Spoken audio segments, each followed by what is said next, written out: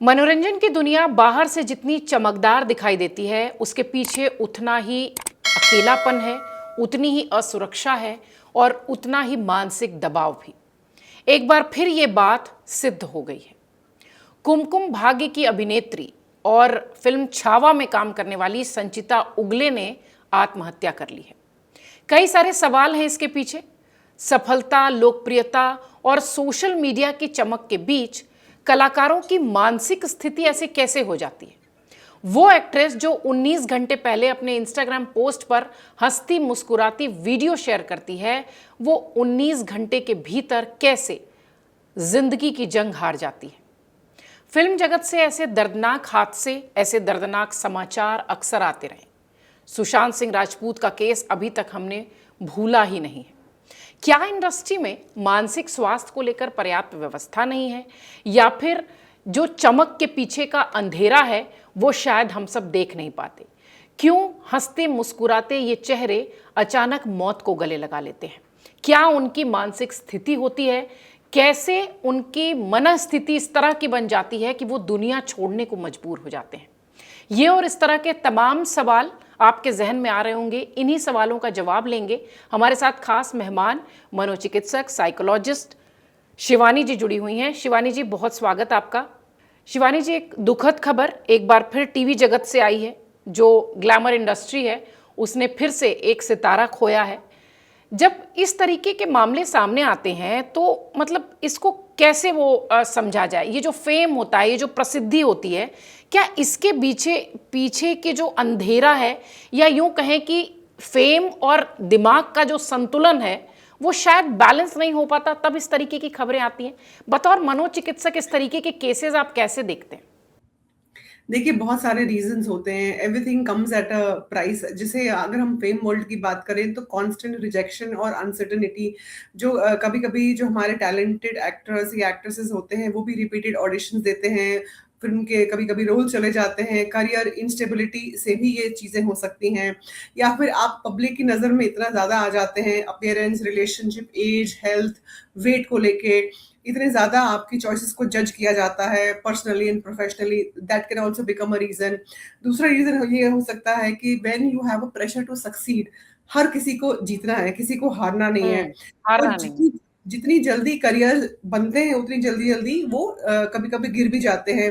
तो वो प्रेशर एक क्रॉनिक स्ट्रेस और फ़ियर का कि मेरे को जीतना है, मैं हार नहीं सकता या हार नहीं सकती, that can also become a reason for mental health illnesses. फिर लोनलीनेस एंड आइसोलेशन, जैसे कि आपके पास आपके आस-पास ऐसा कोई सपोर्ट सिस्टम नहीं है कि जो आपको इमोशनल सपोर्ट दे सके या आपको मेंटल हेल्थ सपोर्ट दे सके या आपके साथ ऐसे लेवल पे कनेक्ट कर सके जहाँ पे आप अपनी मन की बात उनसे कर सकते हैं। फिर mental health conditions like depression हो गया, एंग्ज़ायटी हो गया, किसी को पर्सनैलिटी इश्यूज़ होते हैं, बाइपोलैरिटी होती है या बॉर्डरलाइन पर्सनैलिटी डिसऑर्डर्स होते हैं। सब्सटेंस अब्यूज़ काफ़ी ज़्यादा देखा जाता है ग्लैमर वर्ल्ड में। तो वो भी आपकी जो मेंटल हेल्थ कंडीशंस को है उसको अफेक्ट कर सकता है। फैमिली से आपको उतना सपोर्ट नहीं मिलता। कभी-कभी बहुत सारी बार ऐसा देखा जाता है कि एक्टर्स या एक्ट्रेसेस की फैमिली से इनको उतना सपोर्ट नहीं मिलता to enter into the glamour world. तो किससे जाके बात करें, because everybody is out there to जज यू। सो वो भी कभी-कभी रीज़न होता है। आपका जो लाइफ़स्टाइल है वो इर्रेगुलर है, आपकी स्लीप डेप्रिवेशन हो रही है, आप ट्रैवल कर रहे हैं, फाइनेंशियली आपकी स्टेबिलिटी नहीं है, आपके डिमांडिंग शेड्यूल्स हैं, वो सारी चीज़ें आपकी मेंटल हेल्थ कंडीशंस को वर्सन कर सकती हैं over a period of time. जी। बिल्कुल, इसलिए भी शायद इस तरीके की घटना सामने आती है। मैम, बतौर मनोचिकित्सक मैं ये समझना चाहूँगी कि जब कोई व्यक्ति सुसाइड कमिट करने की बात करता है, सोचता है, तो क्या उसके कुछ सिम्पटम्स, कुछ साइन्स ऐसे होते हैं जो कि पहले से दिखाई पड़ते हैं? क्योंकि इतना कन्फ्यूज़ है ये पूरा मामला भी, या इस तरीके के जो दूसरे मामले हैं। 19 घंटे पहले ही वो अपने इंस्टाग्राम पोस्ट पर एक हँसते मुस्कुराते कैमरा लेकर डांस करती हुई फ़ोटो डालती हैं, और फिर अचानक 24 घंटे भी पूरे नहीं होते और वो सुसाइड कर लेती हैं। क्या कुछ इसके सिम्पटम्स होते हैं जिससे परिवार के मेंबर्स या कुछ जो आत्मीय लोग हैं, जो पास के लोग हैं, जो उनके बहुत पसंदीदा लोग हैं, वो समझ पाएँ कि कोई इस तरीके की बातें कहे, या कैसे पकड़ें इस तरीके के मनस्थिति को? देखिए, जैसे कि हमारे कुछ इमोशनल साइन्स होते हैं कि एक आपकी उदासी रहती है, होपलेसनेस रहती है, एक एम्प्टीनेस रहता है आपको। फिर आपको you have a feeling of being trapped, कि आपको लगता है कि लाइफ में मेरे कुछ अच्छा नहीं हो सकता। एक्सेसिव गिल्ट, शेम, या फिर बहुत ज़्यादा सेल्फ क्रिटिसिज्म रहता है, तो भी आपको ये ये साइन्स होते हैं। बिहेवियरल साइन्स में आपको, जैसे आप सोशल आइसोलेशन करते हैं, आप लोगों से कटना शुरू करते हैं, आप मिलने की आपको इच्छा नहीं रहती, या फिर आपके कुछ सेल्फ डिस्ट्रक्टिव बिहेवियर्स रहते हैं, या आप कुछ खाने लग जाते हैं जो आपको नहीं खाना चाहिए। आप ड्राइविंग करते हैं ऐसे सोच के कि अब कुछ हो जाएगा मेरे साथ, या कुछ होना चाहिए। आपका सब्सटेंस इनटेक जो है, सब्सटेंस जैसे अल्कोहल है या कोई कुछ और, अगर आप पार्थ ले रहे हैं तो उसका जब इनटेक बढ़ जाता है तो वो भी एक साइन होता है। आप ये बात करते हैं कि मैं दुनिया के ऊपर बोझ हूँ, तो वो भी एक साइन हो सकता है। या आपको लगता है कि आप बहुत ज़्यादा सो रहे हैं, या बहुत कम सो रहे हैं, या बहुत कम खा रहे हैं, या बहुत ज़्यादा खा रहे हैं, वो भी एक साइन हो सकता है। और बहुत सारे लोग ऐसे देखे जाते हैं जो हाई अचीविंग पीपल होते हैं, जैसे ये एक्टर्स हो गए या बहुत कुछ और लोग हो गए, वो they continue to excel professionally, but they are suffering from inside. उनको परफेक्शनिज्म का प्रॉब्लम होता है, उनको फेलियर और रिजेक्शन से बहुत डर लगता है, emotional isolation despite being surrounded by people. तो ये सारे साइंस होते हैं। या उनको ऐसे लोगों को डिफिकल्टी होती है हेल्प मांगने में, कि हमारे को हेल्प की ज़रूरत है। लेकिन कहीं न कहीं कोई इंसान जो अपनी जान लेने की कोशिश करता है या सोचता है, उसने कभी न कभी कोई साइन दिया होता है किसी को कि मुझे जीना है या मुझे हेल्प की ज़रूरत है। सो suicide is always a cry for help. तो ऐसा अगर हम कहते हैं कि किसी ने अगर अपनी जान दे दी, तो अरे ये तो कावड़ होगा, इसने इसको ज़िंदगी से लड़ना नहीं हम्म। आया। हम्म। लेकिन एक अपनी जान लेने में इंसान को बहुत दम लगता है, बहुत दम बिल्कुल। लगता है अपनी जान लेने में, जो हम लेमैन समझ नहीं पाते कि उसे नहीं हो पा रहा है इसके बाद। वो नहीं हैंडल कर पा रहा है या नहीं हैंडल कर पा रही है, तो उसको लगता है कि death is the only option I have, unfortunately.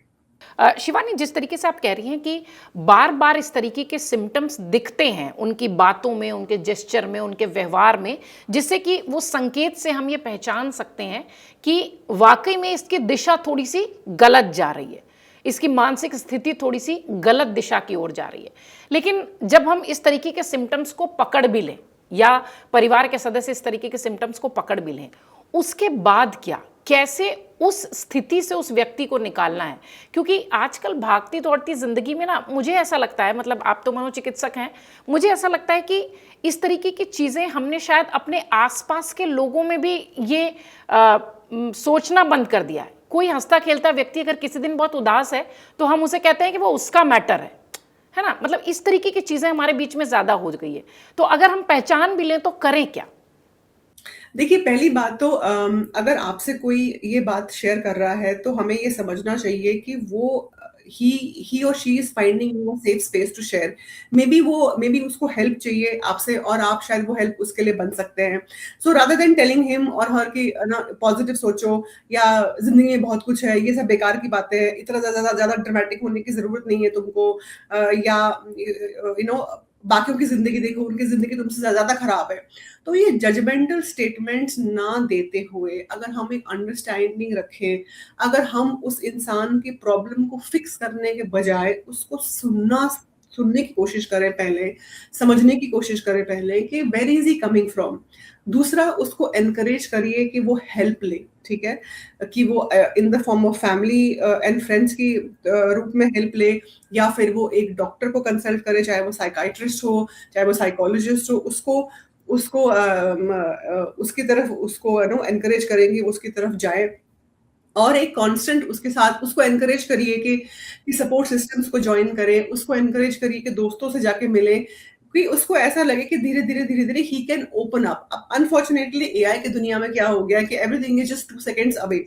आपको जो भी आ रहे हैं, आप चैट जीपीटी पे डाल रहे हैं या किसी और एआई प्लेटफॉर्म पे डाल रहे हैं, तो आपका ह्यूमन कनेक्शन छूटता जा रहा है। अगर सब कुछ ही एआई पे होता, तो फिर कॉलेजेस, हॉस्पिटल सब बंद हो चुके होते, राइट? क्या जरूरत है? बिल्कुल ठीक। जितना ज़्यादा आप ह्यूमन कनेक्शन को एनकरेज करेंगे, जितना ज़्यादा आप एक सेफ स्पेस देंगे इंसान को, बिना उसको फिक्स किए कि तुमको क्या करना चाहिए। अगर उसको एडवाइस चाहिए होती, वो पहले ही उसने ले ली होती। उसको एडवाइस की ज़रूरत नहीं है, उसको ही साथ की जस्ट नीड्स जरूरत। A patient ear to listen to you, that's it. उसको बस उतना ही सेफ स्पेस चाहिए। फिर वो अपनी प्रॉब्लम से खुद लड़ सकता है आगे जाके। उसको आपकी जजमेंट की, उसको आपकी क्लेवर एडवाइस की कोई ज़रूरत नहीं है उस मोमेंट में जहाँ पे वो खुद स्ट्रगल कर रहा है अपने इमोशन से, अपने थॉट से। अगर आपके आसपास भी इस तरह का कोई मामला दिखता है, कोई व्यक्ति दिखता है, तो वाक़ई में जैसा कि शिवानी भी कह रही हैं कि उन्हें आपकी सलाह की नहीं, आपके साथ की ज़रूरत है। किस तरीके की गलतफ़हमियाँ आप देखती हैं? क्योंकि मुझे ऐसा लगता है कि भारत में ख़ास तौर से अगर किसी को एंग्ज़ायटी है या कोई जो है डिप्रेशन में है, तो उसे सीधे एक शब्द कह देते हैं ना, अरे वो तो पागल हो रहा है टाइप। मतलब हम वो वाला जो वो है उसको अपने घरों से ही नहीं निकाल पाए हैं, तो समाज तक या इतनी बड़ी इंडस्ट्री तक कैसे पहुंचे? एक एक मैं चाहती हूँ मनोचिकित्सक होने के नाते एक मैसेज भी इस प्लेटफॉर्म से जाए कि इस तरीके की चीजें सामान्य हैं, किसी को भी हो सकता है। जी देखिए, थैंक्स टू कोविड, कोविड से एटलीस्ट एक चीज़ अच्छी हो गई है कि people are becoming more aware about their own mental health. अपने आसपास की फैमिली मेंबर्स के मेंटल हेल्थ को लेके भी वो थोड़े और अवेयर हो गए हैं। लेकिन अभी भी ये स्टिग्मा है हमारी सोसाइटी में, एजुकेटेड क्लास में, कि अरे उसको एंग्जायटी हो गई है, उसको पागलों के डॉक्टर के पास जाना है, ऐसा कुछ नहीं होता। अगर हम एक डिप्रेशन के इंसान को बोलते हैं जाके तुम लोगों से मिलो, it is just like telling an asthmatic person to breathe normally, he can not do that, right? तो ये एक्सेप्टेंस, जैसे फिजिकल इलनेस कभी भी किसी भी टाइम हो सकती है, मेंटल इलनेस भी कभी भी किसी भी टाइम हो सकती है। इसका मतलब ये नहीं है कि आप पागल हैं, इसका मतलब ये है कि I need help to sort myself out. और इसमें कोई शेम नहीं होनी चाहिए, इसमें कोई जजमेंट नहीं होना चाहिए। इसमें तो लॉट ऑफ टाइम्स अगर अगर एक बच्चा अपने फादर या मदर से कहता है कि मुझे हेल्प की ज़रूरत है, तो पेरेंट्स अपने ऊपर ले लेते हैं कि maybe I have not been a good parent to you. इसका हम्म। आपकी पेरेंटिंग से कोई कंसर्न नहीं है। आपका बच्चा स्ट्रगल कर रहा है, प्लीज़ अंडरस्टैंड। प्लीज़ अंडरस्टैंड, ये आपकी पेरेंटिंग के ऊपर सवाल नहीं है, ये आपकी माँ बनने पे या बाप बनने पे सवाल नहीं है। आपको एक प्रोफ़ेशनल की ज़रूरत है, जैसे हम डेंटिस्ट के लिए, दाँत के दर्द के लिए डेंटिस्ट के पास जाते हैं, दिल के दर्द के लिए कार्डियोलॉजिस्ट के पास जाते हैं, वैसे ही मेंटल हेल्थ इश्यूज़ के लिए आप मेंटल हेल्थ प्रोफ़ेशनल के पास जाते हैं। आप वो चीज़ घर पे रह के सॉल्व नहीं कर सकते। नहीं, और मुझे ऐसा लगता है चूंकि आपने पेरेंटिंग की बात ही कर दी, तो दुनिया के कोई भी पेरेंट ऐसा तो चाहेंगे नहीं कि उनका बेटा किसी या उनकी बेटी किसी मुश्किल में हो। तो उनकी पेरेंटिंग पर कि कोई बच्चा अगर समस्या में है तो उससे तो कोई वैसे भी डायरेक्ट कनेक्शन नहीं होता। बट लोग नहीं समझते ऐसा। लोग नहीं समझते ऐसा कि हम अपने बच्चे को दवाई नहीं देंगे, हम उसे ऐसे ही ठीक कर देंगे, नहीं ठीक हो सकता। अगर आपके बच्चे को सपोज़ एडीएचडी है, एंग्ज़ायटी बहुत ज़्यादा है कि वो फ़ंक्शन नहीं कर पा रहा है, तो उसको दवाई या उसको प्रोफ़ेशनल हेल्प की ज़रूरत है, जो आप घर पे प्रोवाइड नहीं कर सकते। शिवानी, इस तरीके की जब सिम्टम्स होते हैं या इस तरीके का अवसाद होता है किसी भी व्यक्ति के अंदर, तो उसका इलाज संभव है क्या? क्या हम उसे वहां से निकाल जी, सकते हैं? जी, संभव है, डिपेंड करता है कि किस इलनेस की हम बात कर रहे हैं। वो जो भी इलनेस होती है, पहले तो वो आपको ये आइडेंटिफ़ाई करना पड़ता है एज़ अ पेरेंट कि ये नॉर्मल नहीं है over a period of time. हम सबकी लाइफ़ में फेजेज़ आते हैं, अच्छे-बुरे, अप्स एंड डाउन सबकी लाइफ़ में आते हैं, लेकिन कोई भी चीज़ जब एक नॉर्मल्सी के थ्रेशोल्ड को पार कर जाती है, तो उसमें एक क्लिनिकल इंटरवेंशन की ज़रूरत पड़ जाती है। तो पहले तो आपको ये देखना है कि ये नॉर्मल नहीं है। नॉर्मल नहीं है, तो पहले अगर बच्चे से बात कर सकते हैं, तो बच्चे से बात करिए, या जो भी इंडिविजुअल है, जो जो सफ़र कर रहा है, फिर उसको एनकरेज करिए कि वो हेल्प ले, या आप उसको हेल्प के लिए लेके जाइए। और it should not be used against him कि अरे तुम्हें तुम्हें तो हम साइकोलॉजिस्ट के पास लेके गए थे, तुम्हें तो हम साइकियाट्रिस्ट के पास लेके गए थे। ये कोई गाली नहीं है। हम्म। बिल्कुल ठीक है। मैं अभी वही देख रही थी, तो एक के बाद एक इतने सारे मामले हैं। सुशांत सिंह राजपूत, प्रत्युषा बैनर्जी, वैशाली ठक्कर, तुनिशा शर्मा, कुशल पंजाबी, सेजल शर्मा। 2020 के बाद के ये वो मामले हैं, वो सितारे हैं, वो कलाकार हैं जिन लोगों ने अपनी ज़िंदगी को न जीते हुए मौत को गले लगा लिया, सुसाइड किया, आत्महत्या की। लेकिन जिस तरीके से शिवानी भी बता रही हैं, मनोचिकित्सक हैं, वो कह रही हैं कि इस तरीके की चीज़ें वो सिम्टम्स के रूप में पहले से ही उस व्यक्ति में दिखने लगती हैं। हम इतनी मशीनरी युग में जीने लगे हैं, हम इतने एआई पर डिपेंडेंट होने लगे हैं कि ह्यूमन और ह्यूमन नेचर से हम बहुत ज़्यादा दूर होते चले जा रहे हैं। शायद अब थोड़ा सोचने की ज़रूरत है। इस तरीके के मामले जब आते हैं तो वाकई में वो झकझोर देते हैं, वो फिल्म जगत के हों, वो टीवी के कलाकार हों, लेकिन आम लोगों के जीवन में भी इस तरह की जो समस्याएं हैं वो आती हैं और हमारी ये जिम्मेदारी हो कि हमारे आसपास या हमारे परिवार के सदस्य भी अगर इस तरीके के हैं तो हम कम से कम उन्हें इस तरीके की समस्या से निकाल के बाहर ले आएं। बहुत शुक्रिया शिवानी हमसे बातचीत करने के लिए। उम्मीद करते हैं कि इस तरीके की और घटनाएं ना हो। और अवसाद का इलाज है, जैसा कि शिवानी ने भी बताया कि अवसाद का अच्छा इलाज पूरी तरह से इलाज है। इसलिए जैसे दांत के डॉक्टर की आपको ज़रूरत पड़ती है, वैसे आपकी मानसिक स्थिति के लिए भी डॉक्टर्स की ज़रूरत होती है, शिवानी जैसे साइकोलॉजिस्ट की ज़रूरत होती है। बहुत शुक्रिया शिवानी, आप सबका भी बहुत धन्यवाद। अगर आप ये वीडियो YouTube पर देख रहे हैं तो हमारे चैनल को सब्सक्राइब कर बेल आइकन दबाएं और Facebook पर देख रहे हैं तो हमारे पेज को लाइक करें।